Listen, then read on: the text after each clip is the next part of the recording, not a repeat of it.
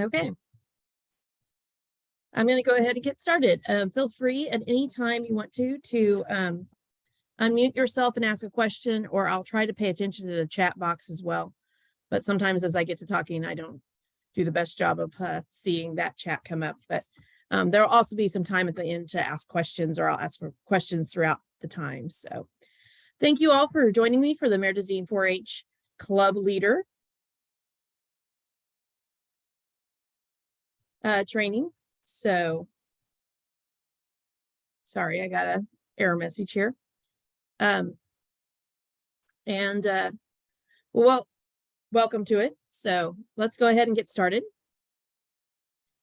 I had us doing introductions, but I think I'm going to skip that this time unless you really feel you need to introduce yourselves.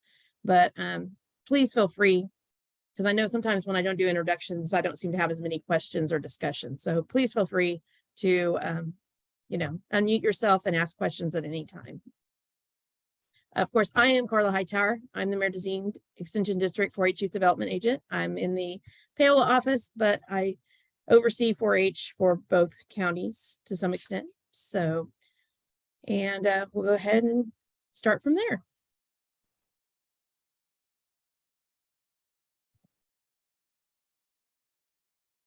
Okay, so today we're going to go through a couple of things. I have just a quick 4-H policies update from Kansas 4-H. And this is just a few things that I think you guys need to know. Some of you who have been around for a while probably have heard them before, but some of you might be new leaders. If you ever need those, they are on the website at kansas4h.org. I'm also going to do educational activities discussion. We actually will have a little bit of a discussion on that, just to kind of talk about what all you might do. We're going to talk about presentations and performing arts competition day, YQCA. I have Rock Springs 4-H camp update. Want to give you a little bit about Cloverbud monthly meetings. And I think there's something else that I didn't get on here because I don't think hopefully it's still on there, because I don't think this was my updated list. So sorry about that. But we'll go through and see what all we can, and anything else that you guys want to talk about. So policies, just a little reminder, because I've had this question pop up a lot here lately. Age requirements for 4-H is 7 to 18 before January 1st of the current year. So they have to be 7 to 18 before 2023 for this year. Cloverbuds are 5 to 6-year-olds before January 1st of 2023. So we've had a few that didn't know that. So I wanted to kind of go over that and make sure that you all were aware of those age requirements.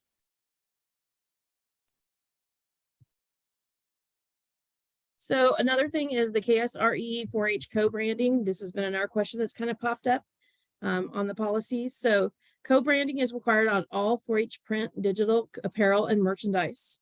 And it applies to all designs created at the local, county, district, region, or state levels.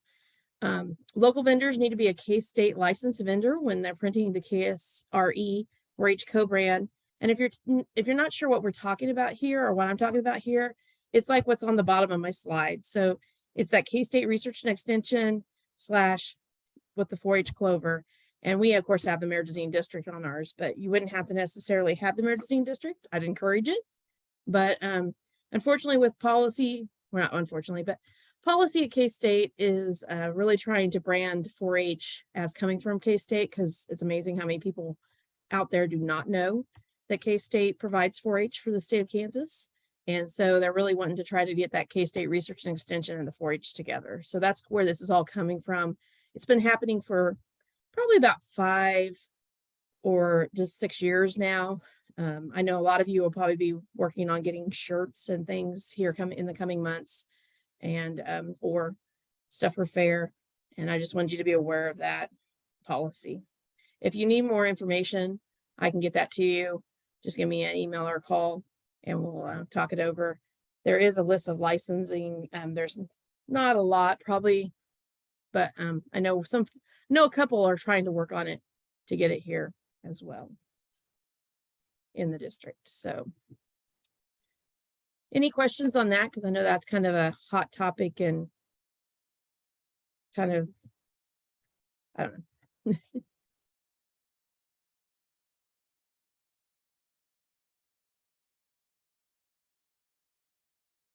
Okay, well, I'll go ahead and move on. So another thing that I wanted all our 4-H clubs to be aware of is the dissolution clause in club bylaws. So hopefully you all have this in your bylaws, but if you do not know where bylaws are or do not have a dissolution clause like this one in there, we need to go ahead and you need to go ahead and put that in there. So, and all you have to do that is have your club vote on that. But it is a requirement by Kansas 4-H policy that all clubs have this dissolution clause in the club bylaws. And it just basically, is saying that if a 4-H club, disbands, basically, the property can't go to the club members can't divvy up any of the property or the monies or anything like that.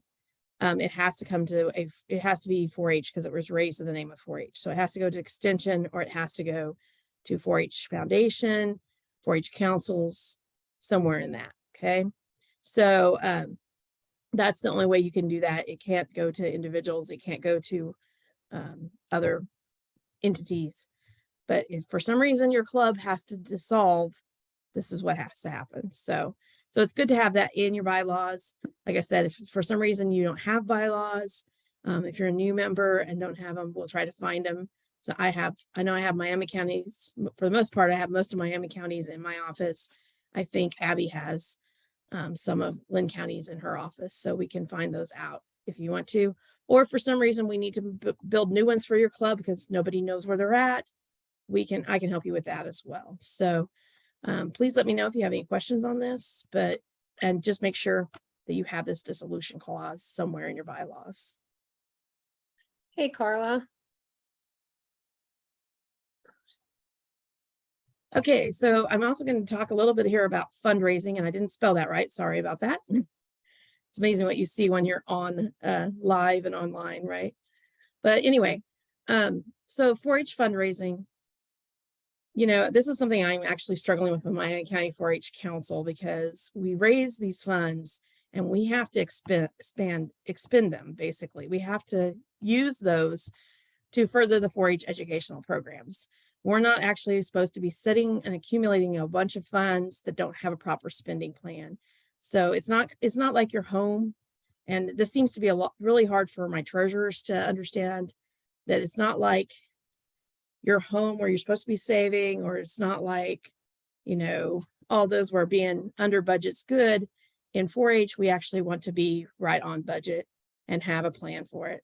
So if you're doing fundraisers, just think about that. Maybe you don't need to do one for this year if you have some money in there. Just make sure you have a plan for how that money is going to be used when you're fundraising.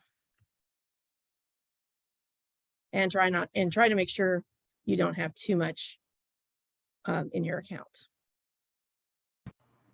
Carla? Okay, Paula asked, can the county council buy the t-shirts for livestock exhibitors like other counties have? I think you're talking for Miami County. I don't know that we can do livestock exhibitors, because I feel like we have to do everybody if we do them. But I will be honest, we had them a couple of years ago because Landmark, and that's what's happening, is Landmark's buying them for everyone else, but they haven't bought them for Miami County yet. We can definitely talk about that at 4-H Council. I think Landmark's actually going to buy them for Miami County, or help sponsor them for Miami County this year. I've been told that. I don't know that for sure though. So that's kind of where we're at on county council, but we can. So that's okay if you can't talk, as long as you can hear me, we're good. So, okay, thank you. Good question. Anybody else?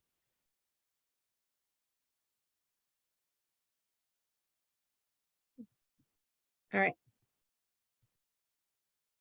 All right, so my last thing I kind of wanted to talk to you about, and this has been kind of came up too, is the requirements to be a community 4-H club. So basically you have to have 2 or more screened adult volunteers. I know Tracy has been working on this really hard. Oh, sorry, I'll go back to that one here. Sorry. I'm going to go back because I just had a question come through and I missed it. So what is an appropriate amount to hold in a 4-H account? You know, I can understand having a little bit extra than what you'd spend in a year or two. I would say a year or two of what you would spend, but you don't need to have a whole bunch. So yeah, it just kind of depends on what all you're doing and how much it is, but an appropriate amount to hold in a 4-H account, I would say would be probably about 2 years of spending for your club. Okay. Any other questions on that?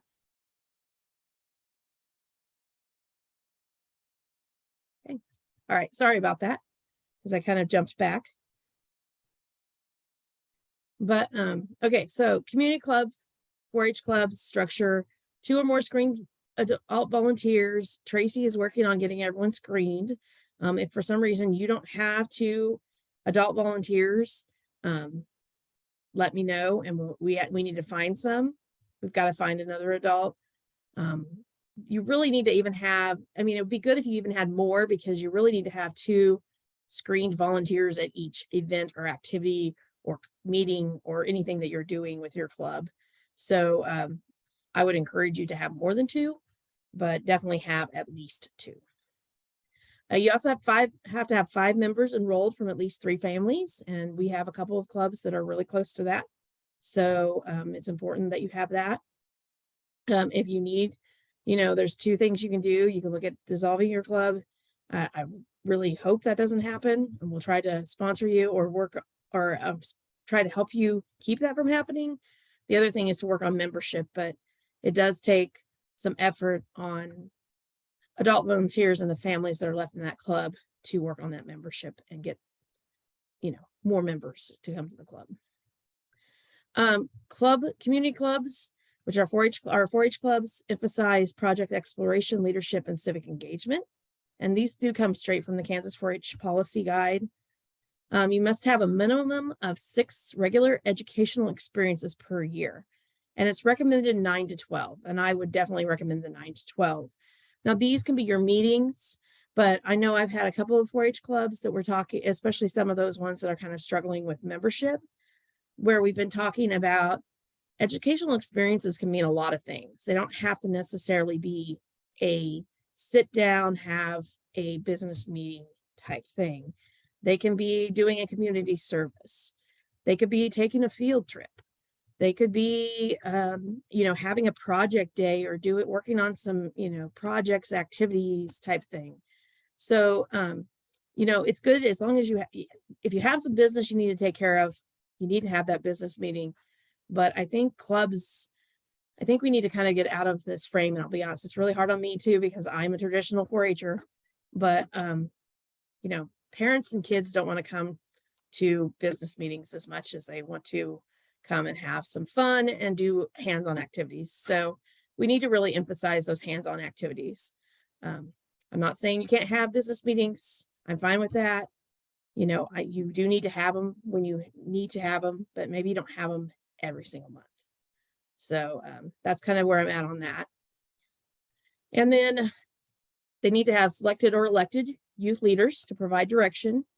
You need to keep the meeting, project, and financial records and submit required reports and follow state and local 4-H policy. And as I'm kind of going over the state, but like I said, you can see the document. It's open to anybody. And you must have a 4-H charter. So that kind of comes up with another thing I wanted to talk about. So I was wondering if you guys wanted to share some of the educational experiences your clubs have, to kind of give each other some ideas of maybe something you can do. So would anybody like to share an educational experience or something special that they do in their club that's kind of outside of a business meeting?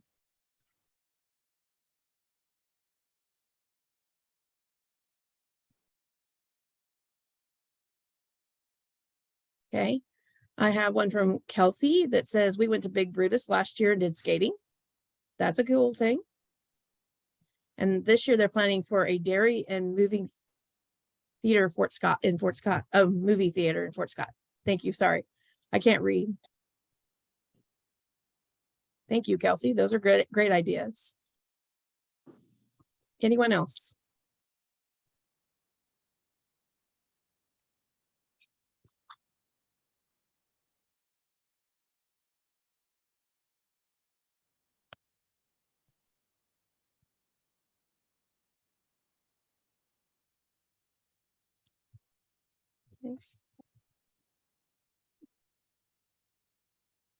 Okay, so I have a couple of others that are coming in the chat. We have discussed the marble factory, which I think there is one in Bonner Springs or somewhere up in around Kansas City area.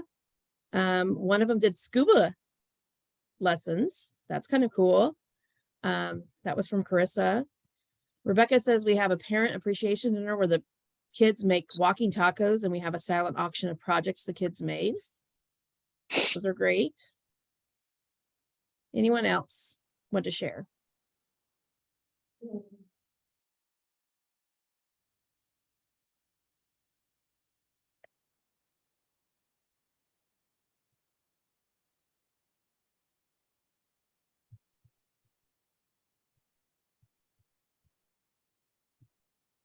Okay, I have a couple more coming in.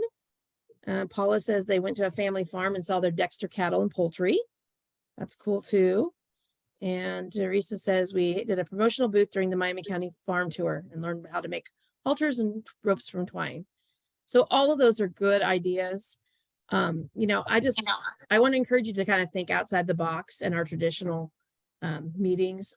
Get your kids involved, officers, have a committee, let them plan some things. It's a great idea to kind of, give them some leadership and also see what the kids want to do with your club. So it's an important part. And I just encourage you all to kind of think about that when you're planning. I know you kind of have already planned this year probably to some extent, but especially as you're planning next fall for the next year too. So, okay. Yep, that's all right. Then we kind of go to another thing that's happening that actually I was at a Kansas 4-H update this last week in Emporia, and they talked about social media. And we have kind of a new policy with K-State on social media as well. And 4-H does fall under K-State and guidelines on this. So if you have a Facebook page or a group or any social media account, I think I'm on most of them, but if I'm not on yours as an administrator, which I'm not sure I am on most of them as administrator, because that was a new one that they put on me, but I need to have access to those as an administrator. So I know I'm Carla, I think I'm K Hightower at ksu.edu on Facebook, Carla Hightower. So if you can add me, I would appreciate that if you have that.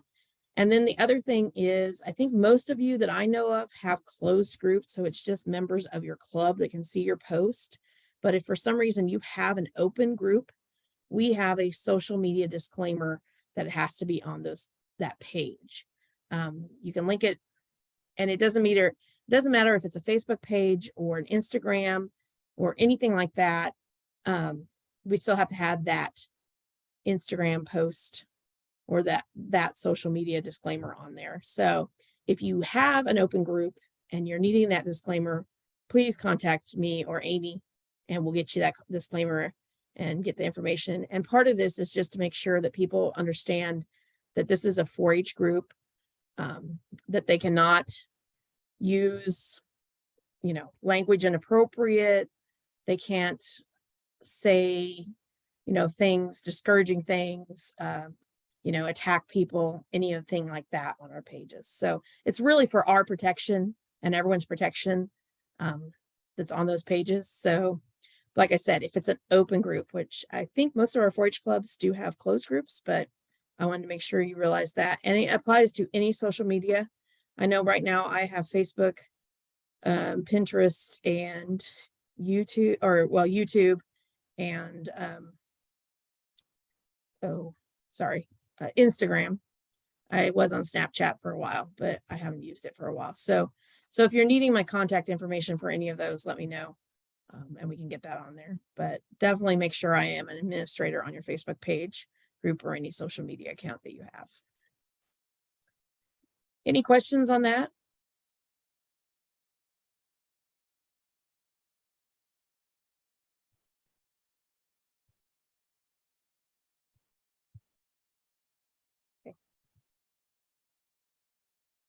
Okay. So I'm trying to kind of rename our presentation, our club day. And part of this is because going back, we have a lot of new families in 4-H right now, and they don't quite understand what club day is. And so that's why we're kind of still calling it club day, but we're calling it presentation and performing arts contest day as well. Like, or, so it still can be 4-H day. It could still be club day type thing, but I am trying to kind of start to rename that, and going forward it probably will be called something like this, or if I can come up with a catchier title, but we're not really having a good luck with that one. So anyway, that will be February 25th at Prairie View Middle School. Registration is due online by February 7th, so please get your registration in. If you have a group or a club activity, there is a separate registration form for that, and try to have only one person from your club register your club for that. The other thing is just a reminder that anyone who registers will then get to pick their times in a Sign Up Genius type form, and we will email that out by February 10th. So be looking for that email. I know it's going to come right over spring break for some of you. But hopefully you can still get an email and be able to get those times in. So looking forward to that. I think it should be a pretty, hopefully it'll be a good time. Hopefully you're all getting your presentations and public speaking and all of those things ready and get ready to go. And we'll be ready by February 25th because it's coming quick. Okay, a couple of livestock dates. Market beef weigh-ins are March 19th from 5:30 to 7:30. They're in both counties. So if you're in Lynn County, you go to the Lynn County Fairgrounds, I believe. If you're in Miami County, you'll go to the Miami County Fairgrounds. But they are both at the same time, at the same on the same date. And then just a reminder, YQCA is required to show beef, sheep, swine, or meat goats at either fair. You can do it online or in person. In person, ones that are coming up is Paola on March 14th at 10 a.m. and 2 p.m. May 31st at 7, and that will all be in the Paola office. Mound City has a March 22nd at 6:30 p.m. and April 24th at 6:30 p.m. at the Lynn County 4-H building. And then June 15th at 6:30 at the Mound City Extension office. And all YQCA trainings must be completed by June 15th to show at either fair. So just kind of keep reminding your livestock project members that they need to get through that YQCA. If they can't come to an in-person meeting, then they're going to have to register and do the online course. So, and I know Abby and Caitlin both kind of take care of those in their respective counties. So Abby's for Lynn County and Caitlin will be for Miami County on that. But if you have questions, feel free to contact me or either one of them.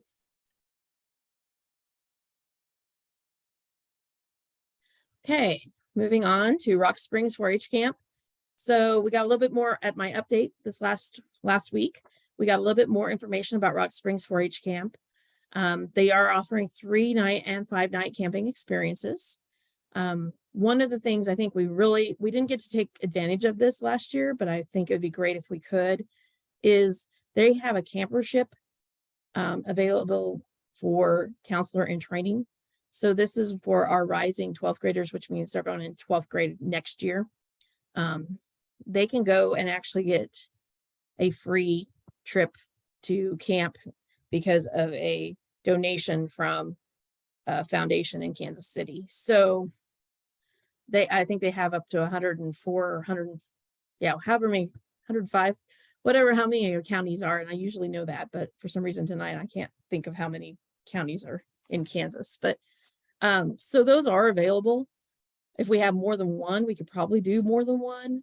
So they said you can just go ahead online, but I'd like to know so I can let Rock Springs know that you would be representing Miami or Lynn counties for that. So if you know of anybody who is, going to be a senior next year and might like to do a counselor in training, I know they have, I think they have a couple sessions throughout the summer. So hopefully it will work in their schedule, but it would be a good thing for somebody to go and represent us. They also have the leaders in training for rising 10th to 11th graders, but now they don't offer the scholarships for that. And you can find out more information at Rock Springs Ranch 4hcamp.org. So another thing is found for the Miami County 4-H Foundation is discussing scholarships for that. They provided scholarships last year, but it was paid after the fact. We've been talking to Rock Springs about maybe trying to pay them when you register for Rock Springs. So hopefully I'll have some coupon codes coming for you to kind of get those in.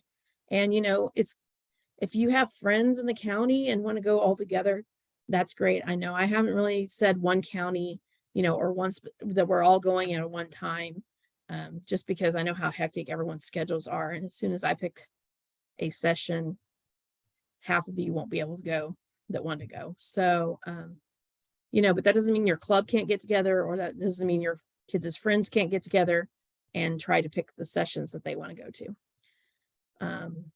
So I'm saying I'm a lot today. Sorry. I think that's pretty much Rock Springs. Any questions? Oops.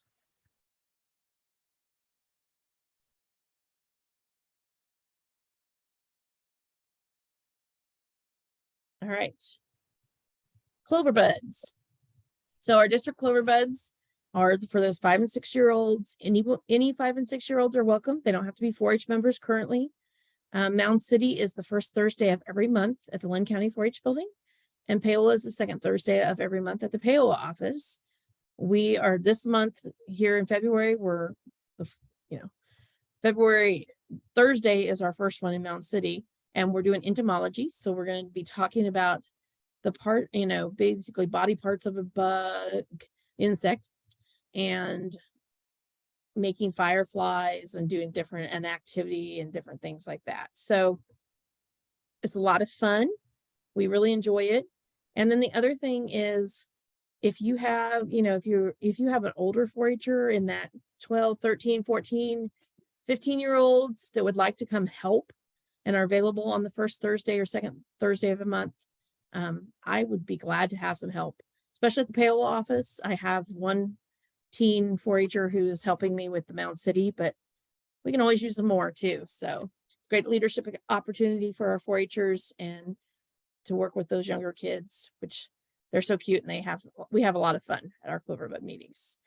So anybody, if you know of anyone, let me know, because I'd be glad to have them help. Carla, quick question. They can And go then this to one's for either. Miami County only, but just a quick thing. The Miami County 4-H Council will be still on 7:30 on March 13th. I know that 7:30 is a change, but and the Miami County Junior Leaders will be at 7 p.m. on the 13th. We discussed moving that because of it being spring break, but the council voted not to do that. And they wanted to do instead, Junior Leaders and 4-H Council will have a game night. So you can bring games, snacks, and have a little bit of fun with our 4-H Council meeting in March. Okay, so Annalisa has a question about clover buds. Oh, I am not hearing anybody, sorry. Okay, so clover buds could go to either meeting, right? Yes, they can. It doesn't matter. It probably would be better if you were going to be a Lynn County 4-H member, if you went to the Lynn County one. But if for some reason you can't make that one, they can go to either one, or vice versa. Paola one too. Sorry, Paula. I guess I have not been able to hear, so I don't know. Maybe I have my speaker turned off. I don't know. I asked and somebody else did too, and you didn't reply. So. Oh, now I hear you. So I don't know. Sorry about that. Did I get all the questions asked then or answered?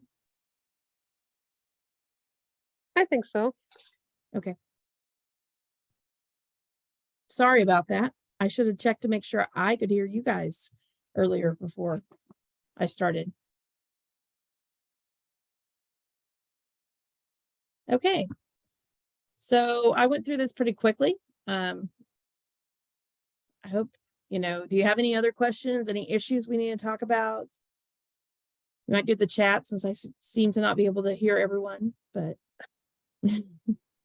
Okay, so Carla, now that you can hear me, so can we follow up on this livestock t-shirt thing? So how do other counties get livestock t-shirts?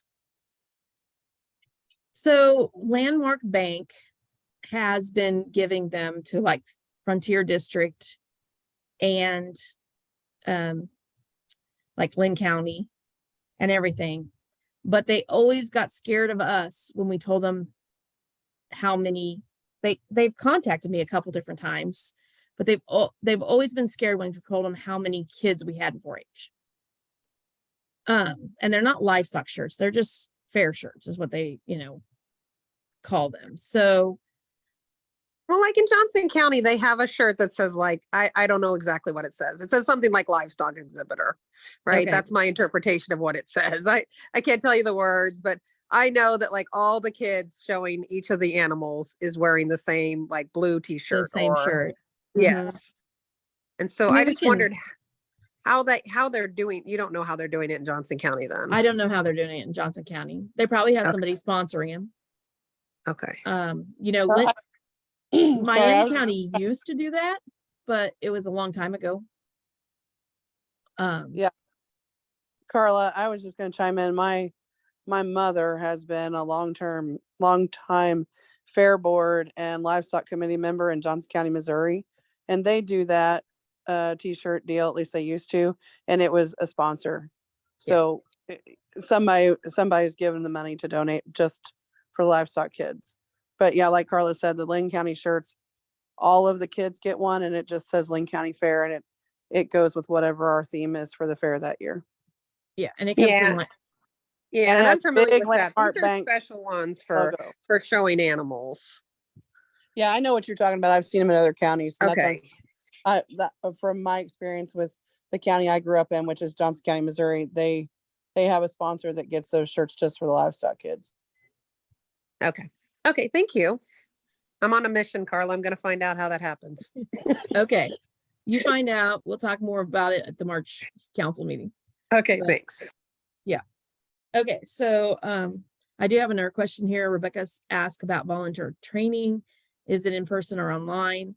Our volunteer training is modules are all online right now. So they are through the 4-H online system as well. So if you need to get that, if you haven't got that, I know Tracy's been working on getting some emails out and different things to volunteers who still need that. So if you still need that, haven't done your background check, any of those things, please respond right away to Tracy's email, because she's doing that because we don't have record of you doing that. So, okay. Any other questions or things we need to talk about? Carla, I have one back on the social media pages. Yes. So we have a club page that I know you're on, and I can put you on as an administrator. Abby's also on that page. Should I add her as an administrator or just you? I think if you have one of us, the main thing is if something happens and everybody else that's an administrator quits, right, we have access. And then my question about it really is one of our I'm going to use the term alumni parents has another page that she calls Cadmus 4-H alumni or something. So it's not doesn't have anything to do with the club page. She posts things on there that she wants other old Cadmus members to see. Okay. Is that something that we need to have because she advertises it as Cadmus 4-H? Do we need to have her put that disclaimer on there? Have you seen the page? Do you know what I'm talking about? I don't know that I have. It used to confuse me because she would sometimes post things that the club was doing there, and it was confusing for us, Yeah. and I asked her to quit doing that, which she has. But now all of her kids Oh, are alumni members. aged I think out. I have seen that one. So she just shares random things that's sometimes 4-H based and sometimes not. But I just wondered, because she's named it with 4-H, do we need to have that? And it's not a private group. You have to join, but I think it might be where anybody can see it. Okay. I'll have to check. So check on that, because that would be, if it is a public group, since it has the 4-H name on it, we probably do need that disclaimer on it. And it probably would be good for me to be On it. as well. Okay. So I'll check, and although I'll I send probably you the actually information. qualify anyway. Yes, I'm sure you do, which is why I thought you might already know about it. So Okay. I think I have seen. I'll something. send you what I can find out. Okay, I appreciate that. Okay. Okay, so Shannon's question is, will volunteers be recording hours, or is that just shooting sports? Shooting sports is the only ones that have to require hours, as far as I know. And that's because of the national and the shooting sports program. I'll be honest, I did a survey, and I probably will do a survey. I probably need to do a survey again. I did a survey several years ago, just asking like how many hours club leaders spend on things, how many hour, a month, an average of how many hours a month you usually spend on 4-H work, 4-H club leader, being 4-H club leader. I also have done, kind of a project leader, how often you do on project. So I kind of have an idea on most of my volunteers. I kind of took an average there, and I kind of, like in my reports and things that I have to do, I just put in that I have so many club leaders and they would spend so many hours a year helping our club system. So supporting our club system. So that's kind of how I do it, but I probably need to update that and see, kind of survey you all and see how many hours you're really spending a week or a month as being a club leader. So, but yes, for right now, Shannon, as far as I know, reporting to the state, we only have to do shooting sports volunteers. So good questions. Anything else that we need to talk about?